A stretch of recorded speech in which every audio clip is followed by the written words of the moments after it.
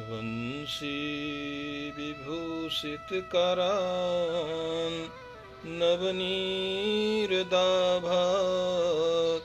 पीताम्बरादरुणबिम्बफलाधरोष्ठात् पूर्णेन्दुसुन्दरमुखादरविन्द्रनेत्रात् कृष्णात् परं किमपि तत्त्वमहं न जाने।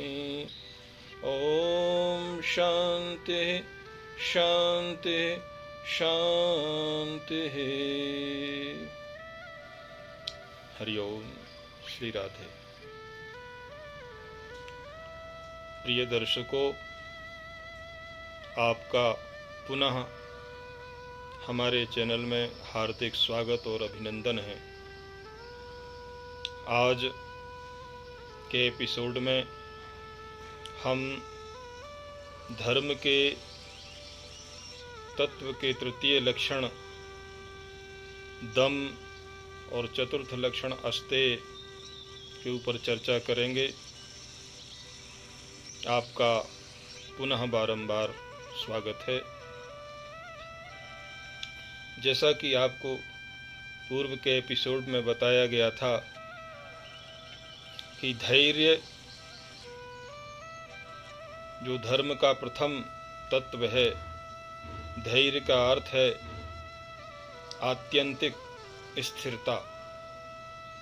चित्त में इतनी दृढ़ता, चित्त में इतनी स्थिरता हो जाए कि द्वंद्व और द्वैत ये दोनों का प्रभाव जब चित्त पर ना पड़े तो समझ लेना चाहिए कि धीरता का विकास हो गया है, धीरता स्थापित हो गई है। और धैर्य के रूप में बताया गया था कि जो परम धैर्यवान हैं वो भगवान स्वयं हैं और भगवान से ही समस्त लोकों में धैर्य का गुण प्रकाशित हुआ। पृथ्वी माता धैर्य का बहुत बड़ा उदाहरण है और पृथ्वी माता सबको धारण करती हैं क्योंकि स्वयं धैर्यवान हैं।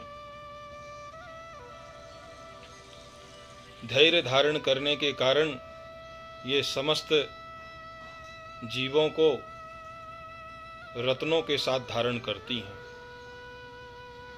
पृथ्वी पर जब पुण्य होता है, धर्म होता है तो पृथ्वी माता प्रसन्न होती हैं, लेकिन पृथ्वी पर जब अशुभ कृत्य या पाप बढ़ जाता है तो इनको पीड़ा होने लगती है क्योंकि पाप का भार अधिक हो जाता है।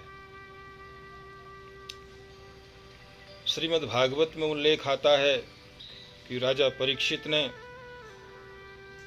कलयुग के आगमन पर ये देखा कि धर्म के जो 4 पैर बताए गए हैं, सत्य, दया, तप और शौच, इसमें 3 पैर तो धर्म के टूट चुके थे, केवल 1 पैर था।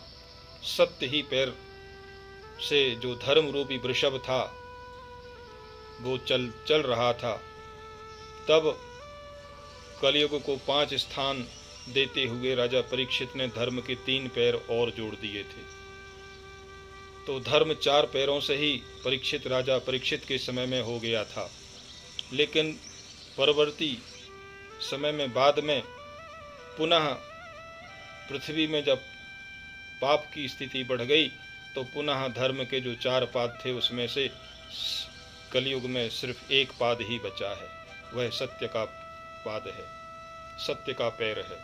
पृथ्वी में जब पापों का बोझ ज़्यादा बढ़ जाता है तो पृथ्वी माता गौ का रूप धारण करके और भगवान के पास विनती करने जाती हैं, भगवान ब्रह्मा जी के पास जाती हैं।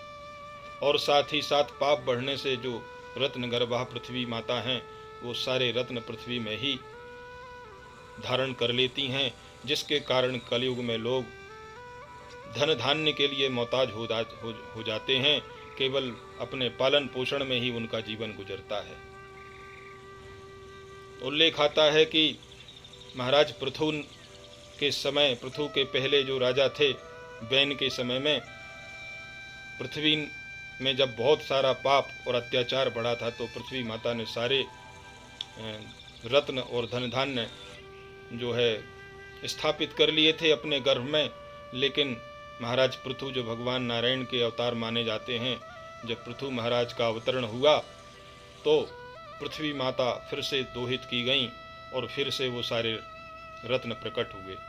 तो धर्म का भार नहीं होता, धर्म हल्का होता है, पाप का भार होता है। तो इस तरह से धैर्य धारण करने वाली माता पृथ्वी हैं और उसके वही क्षमा करती हैं। उनमें भी क्षमा का गुण भी सबसे अधिक जो है होता है माता के अंदर, वो क्षमा करती हैं। तृतीय जो लक्षण है जिसकी आज हम चर्चा करेंगे वह दम है। महाराज भगवत पाद शिवावतार शंकराचार्य जी का एक बहुत उत्कृष्ट कोटि का ग्रंथ है वेदांत का अपरोक्षानुभूति। उसमें आया है निग्रहो बाह्यवृत्ति नाम दमः इत्यभिधीयते, अर्थात बाह्य वृत्तियों का, इंद्रियों के द्वारा बाह्य वृत्तियों को रोकना ही दम कहलाता है। तो ये जो साधन चतुष्टय अर्थात विवेक, वैराग्य, षट संपत्ति और मुमुक्षा, ये चार साधन जो बताए गए हैं, उसमें जो शम है, शम के बाद दम का क्रम आता है। शम है मनोनिग्रह, मन का निग्रह करना शम है। और निग्रहो बाह्य वृत्ति नाम, इंद्रियों के द्वारा जब बाह्य वृत्तियों का हम निग्रह करते हैं तो उसका नाम दम होता है। दम का अर्थ दमन करना नहीं होता है।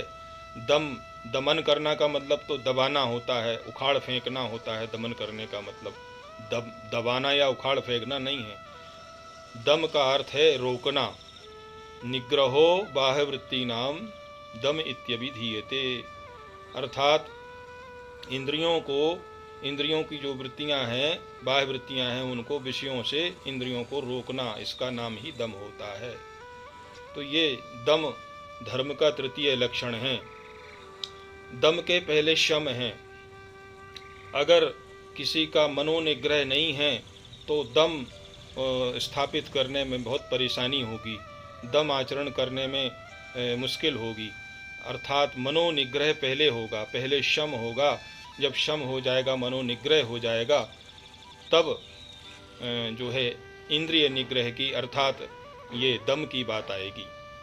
बाह्य वृत्तियों को उनके विषयों से हटाना, जब मनोनिग्रह हो जाएगा तब ये स्थिति बन सकती है। तो मनोनिग्रह पूर्वक ही दम होता है। तो इंद्रियों को जो धर्माचरण करने वाला है वह इंद्रियों को बाह्य वृत्तियों से रोकता है। योग में अगर देखें तो योग दर्शन में इसी को प्रत्याहार कहा गया है। प्रत्याहार का मतलब होता है कि बाह्य इंद्रियों का जो मुख है वो तो बाहर की ओर है, विषयों की ओर है। तो इंद्रियों को जब हम अंदर की ओर लौटा देते हैं, इसी का नाम प्रत्याहार है। और यही दूसरे रूप में यही दम है कि हम विषयों से इंद्रियों को मोड़ देते हैं अंदर की ओर, इसका नाम दम है। तो ये दम के द्वारा ये धर्म का तृतीय लक्षण कहा गया। इसके बाद चतुर्थ जो लक्षण आता है वो है अस्तेय।